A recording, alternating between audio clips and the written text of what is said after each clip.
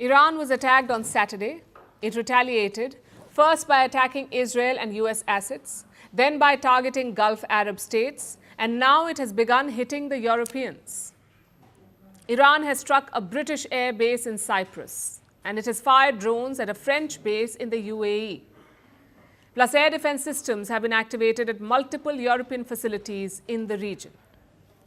Long story short, Europe is being dragged into this war. European assets are under attack, and European leaders are struggling to respond. Because this is not a war they want to get into. But if they're targeted, they will have to respond. So far, we've heard from their biggest players, the UK, France, and Germany. We've seen them responding. They issued a joint statement over the weekend. The statement carried a direct message to Iran. Stop your attacks or we will strike back. Strong words. It appears that the big three in Europe are putting up a strong and united front. But in practice, European nations are heading in different directions.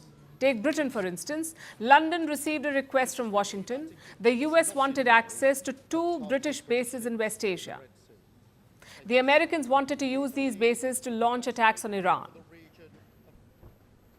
The UK resisted first, but then it agreed, and it called them defensive strikes. The United States has requested permission to use British bases for that specific and limited defensive purpose.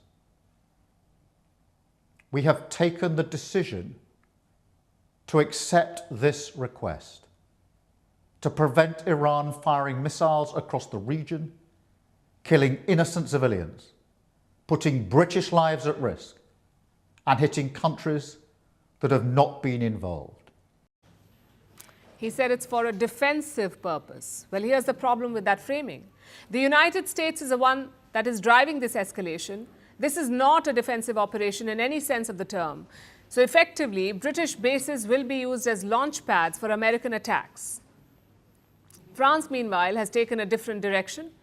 France has deployed Rafale fighter jets over the UAE. This is to protect French naval and air bases from Iranian attacks. And then there is Greece. Athens has now ordered a military deployment to Cyprus. Greece is deploying 2 frigates and 2 F-16 fighter jets. What about Germany? Germany has decided to wait and watch. Germany says it will act only if its own soldiers come under direct attack. But the risk of an escalation is no longer hypothetical. Tehran has made it real today.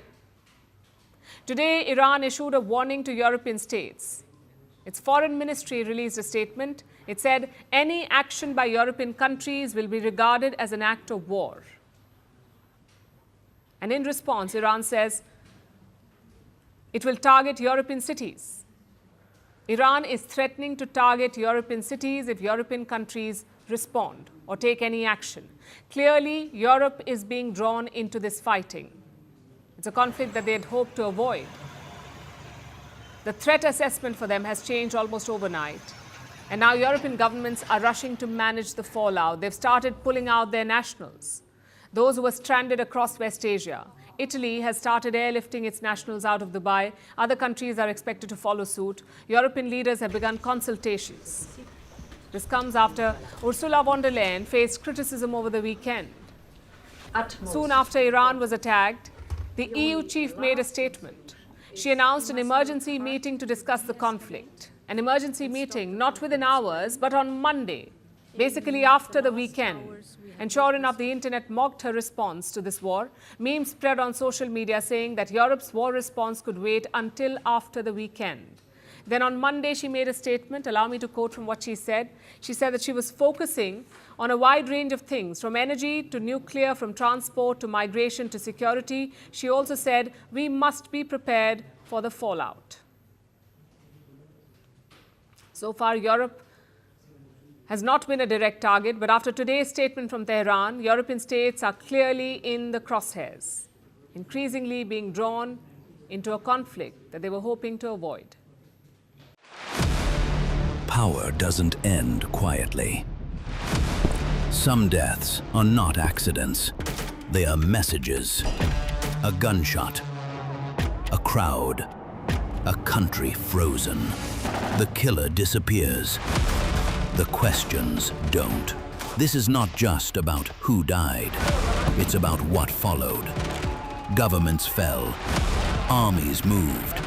History rewrote itself. 5 leaders. 5 moments. One pattern. The assassination.